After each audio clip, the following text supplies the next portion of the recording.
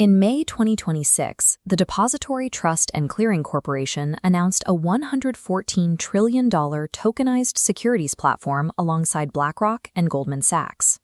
For years, the original promise of cryptocurrency was to bypass legacy finance entirely. Instead, the legacy giants recognized the efficiency of the underlying technology and simply co-opted it. They had to. Traditional markets close at 4 p.m., require 2 full business days to settle a trade, and rely on a heavily fragmented web of disconnected global databases. The upgrade is what the industry calls real-world assets, or RWAs.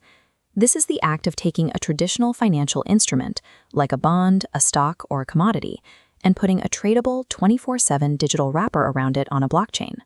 This chart tracks the market capitalization of these assets over time. By May 2026, the total value of tokenized real-world assets hit a record high of $28.9 billion. We're watching the systematic migration of the modern financial portfolio onto decentralized ledgers, starting with the safest foundational assets. This area chart breaks down tokenized bonds and money market funds. At $16.2 billion, digitized government debt serves as the undisputed foundation of this space, making up nearly 56% of the entire market. Within this sector, there is an active battle for dominance.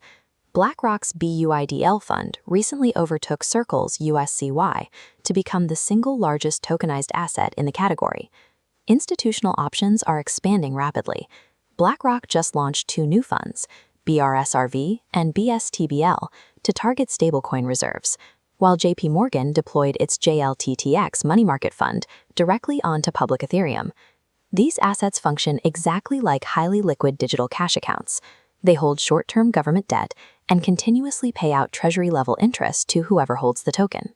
This massive pool of safe, yield-bearing liquidity provides the stable bedrock required for institutions.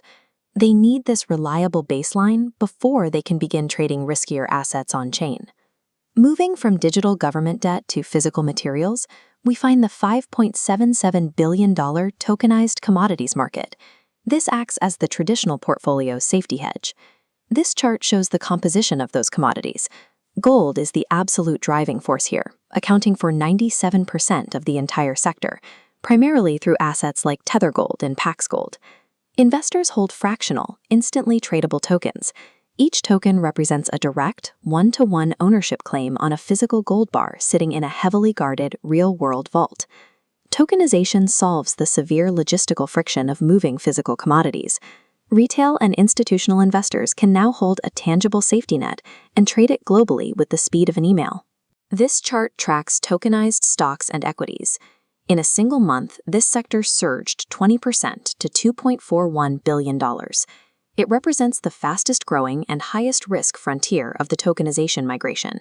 The technical infrastructure supporting this volume is scaling up aggressively.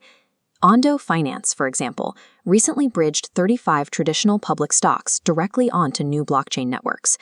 The stock market originated as a heavily localized system, where ownership was tied to paper certificates, physical signatures, and regional brokers. Now, those geographic limits are gone. Weekly trading volumes for 24/7 equity perpetual futures have officially overtaken traditional non-oil commodities. Equities are evolving from an event-driven asset, tied to daytime trading desks, into a continuous, non-stop global financial instrument. The continuous, unbroken nature of the modern blockchain is rapidly remapping the traditional constraints of the old closing bell. In May, monthly trading volumes for real-world asset perpetual instruments hit a record $211 billion. That volume data reveals an active ecosystem. These billions in tokenized assets aren't sitting idle in digital vaults. They are being leveraged, traded, and moved across global hubs without interruption. The movement of foundational assets like bonds, gold, and stocks onto decentralized ledgers has evolved into a standard operating procedure for the world's largest banks. A complete investment portfolio, yielding cash, hedging with gold, and growing with equities, can now be constructed and managed entirely on-chain. Traditional finance has integrated the decentralized ledger to create a global system that is faster, more efficient, and permanently awake.